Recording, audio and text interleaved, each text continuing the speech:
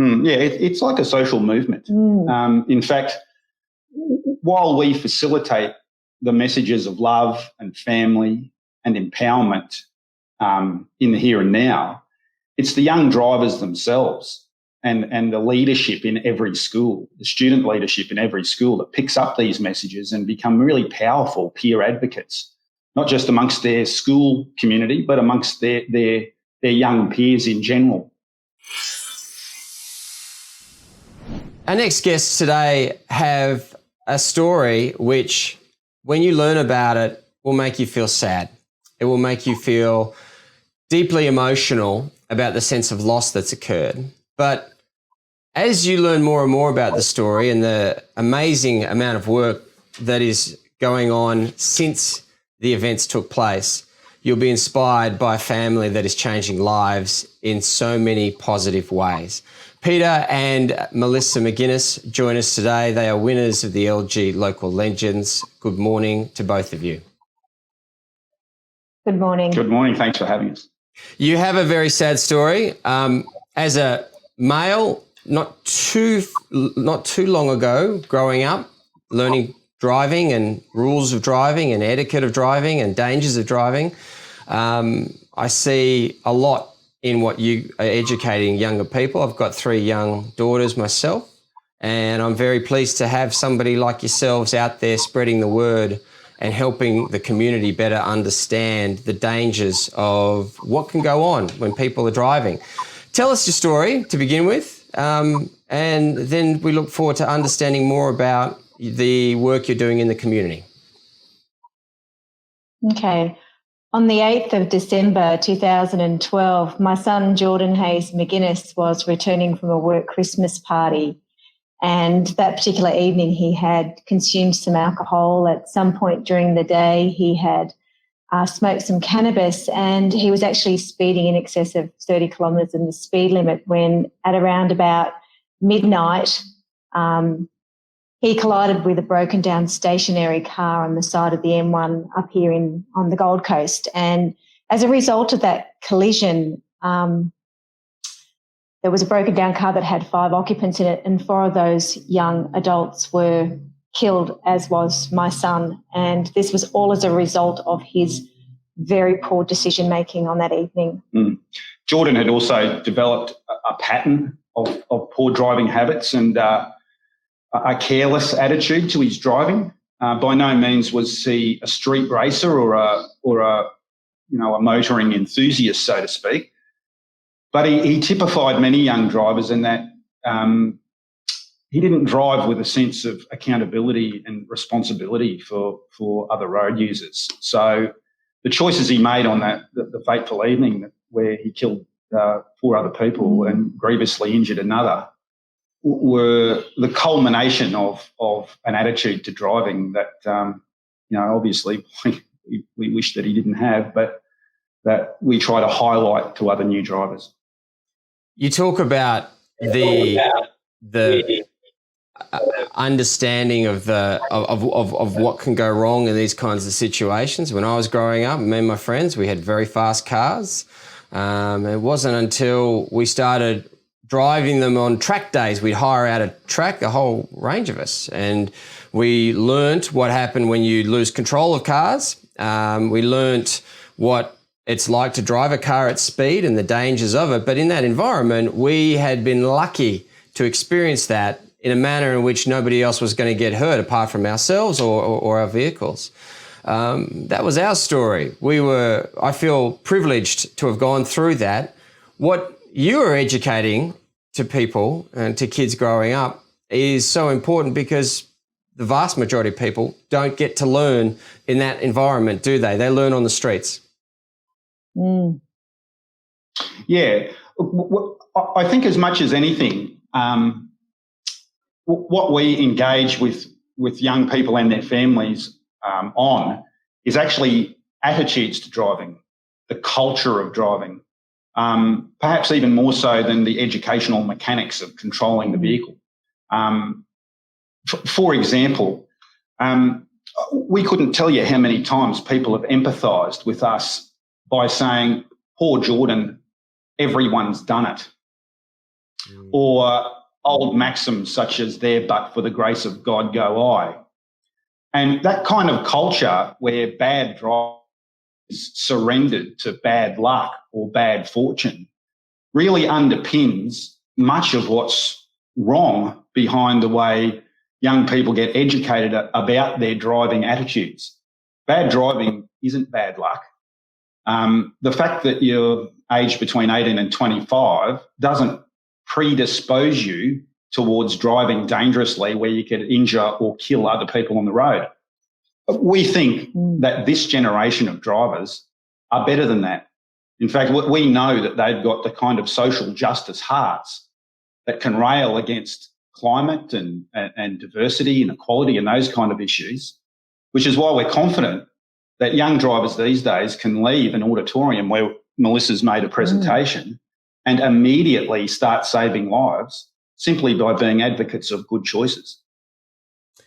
Is it the goal that you want to change people's lives one presentation at a time? I've seen some of the videos that you've been doing, Melissa. It's quite amazing, the message that you've got. It's very powerful. Is that the goal? It's a presentation, then another one, school to school to school, until I guess everybody has heard the message and everybody is able to understand the dangers that you're talking about? Look, I guess we've got loads of plans for You Choose, and this is the start of You Choose. And yes, our constitutional purpose is to get into every single school in Australia to share this message. And I know that there's only one of me to be able to share this story. So, down the track, we want to find and invite other people with similar stories to ourselves to help get this message out to the kids. So we have lots and lots of plans for You Choose going forward.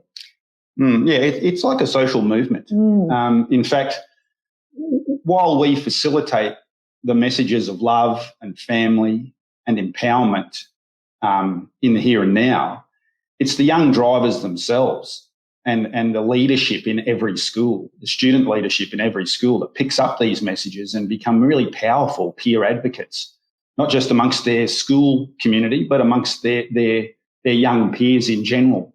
So, we attribute the success of You Choose very much to the students and the young drivers themselves who become our best advocates. And I think at every single presentation that I've done, and we're up sort of around about 130 at the moment, there hasn't been one school yet where a lot of the kids don't come up to me. A lot of the kids come up to me at the end of the presentation and they've got tears in their eyes, and it's not just the girls, it's those big, gnarly boys that come up and they give me a hug and they thank me. And often they've got tears in their eyes and they say things like, I never stopped to think about what life would be like for my mother, or what life might be like for my siblings, my younger sisters. And when I do these presentations, I take them on a grief journey of exactly what it looks like when something happens to you, you're no longer here. And this is what life looks like for your family. And,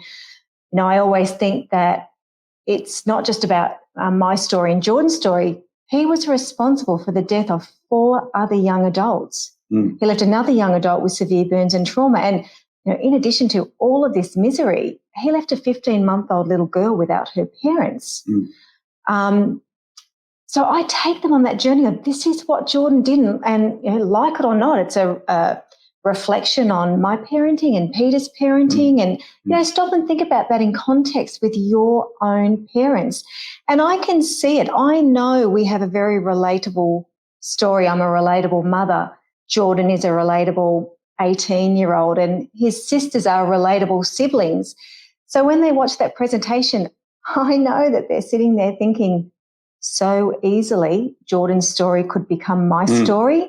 So when they see me, and often I break down in these presentations because it's enormously emotional for me to retell these stories. And, naturally we never, ever seek sympathy. This sympathy lies solely with Jordan's victims and Jordan's victims' families. But those kids, those young students, those teens are getting that message, and they come up and they show me afterwards, and we get beautiful testimonies from kids saying, I thought about it later on and I went home and I talked to mum and dad, and I'm never going to drive like that. I'm never going to do that to my siblings or my parents or my loved ones. Yeah, we challenge every participant to go home and, for a start, to give their mum the hug that Jordan can no longer give Melissa, but to also talk about what they learnt at the presentation they attended that day. Not just about their driving, but about their choices in general, and about how their decisions can affect not just their family, but other people's families. In the same way that Jordan's appalling decisions and terrible driving habits, ruined 4 or 5 other families for generations. Jordan's actions that you talk about, they're one part of the dangers that kids are faced with when they're driving, not placing adequate focus on the road because of phones, for example. Those kinds of things are also big issues. Your presentations and the content that you're talking about, the message that you're delivering, I imagine that you by default, you're covering off all those different areas of danger. Yeah. Well, one thing that we've learnt, and we've only got our lived experience to share. We don't present ourselves as experts on teen psychology by any stretch. But the young people themselves tell us that while choices in isolation can have horrible, tragic consequences like Jordan's did on that night, that these choices aren't made in isolation, and that most commonly these really bad choices are made by many of their friends and peers who have developed a careless attitude. So tailgating, lane chopping, distraction, speeding in particular, they're all part of the mix that can culminate in someone, making the choice to drink and drive or drive while they're on drugs. So, it's a whole milieu of behaviours that we address, with the kids, and it adds up to culture. Do you think Jordan would be proud of what you are both doing? He'd definitely be proud. Yeah, we haven't really considered that. That's an astute question. I would imagine so, but that said, what we do... It's a bit irrelevant, isn't it? It is. What we do, we feel compelled to do because of our lived experience.